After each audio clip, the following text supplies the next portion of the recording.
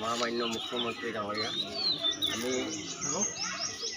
Bharat media চেনেলৰ জৰিয়তে এটা আবেদন জনাব বিচাৰিছোঁ যে আমি চৌধুৰী বজাৰ গাঁও পঞ্চায়তৰ 1 নম্বৰ আৰু 2 নম্বৰ ৱাৰ্ডৰ লাষ্ট আমাৰ চৌধুৰী বজাৰ গাঁও পঞ্চায়তৰ প্ৰেচিডেণ্ট আছে আব্দুল কৰিম চৌধুৰী, তেখেতে আমাক প্ৰতিশ্ৰুতি দিছিলে যে আমি একে পিছপৰা আৰু আমাৰ এইখিনি অলপ বেছিকৈ চাই দিব।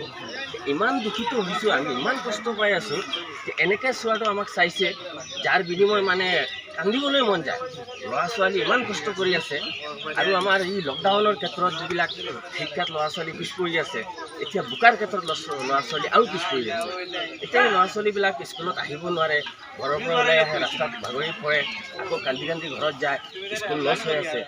বিশেষকৈ বিনম্ৰভাৱে আমি অনুৰোধ কৰিছোঁ যে আমাৰ বৰ্তমান মুখ্যমন্ত্ৰী তেখেত আছে আৰু ল'ৰা ছোৱালীৰ ক্ষেত্ৰত সমাজৰ ক্ষেত্ৰত ইমান ভাল চাৰ্ভিছ দিছে, ইমান মৰম কৰি আছে, আৰু অলপ যাতে আমাক মৰম কৰি পেলাই আমাৰ এই ৰাস্তাটোৰ ফালে অলপ নজৰ দি চাই দিয়ে। আৰু এই ৰাস্তাৰ আমি যি কষ্টভোগ কৰি আছোঁ, আমাৰ ল'ৰা ছোৱালী লৈ, আমাৰ বেমাৰী হস্পিটেলত যোৱা ৰোগীসকলক লৈ, এই বিশেষ কষ্টবোৰ অলপ মৰম চেনেহৰে আমাৰ মুখ্যমন্ত্ৰী ডাঙৰীয়া যাতে চাই দিয়ে, এইটো আশা ৰাখিছোঁ। এই স্কুলখনৰ নাম কি? চহৰেলি প্ৰাথমিক বিদ্যালয়। ছাত্ৰ ছাত্ৰীৰ অসুবিধা হৈ আছে নিশ্চয় ৰাস্তাৰ কাৰণে। আপোনালোক নিউজ লাইভ আহিছে, অসংখ্য ধন্যবাদ আপোনালোকক।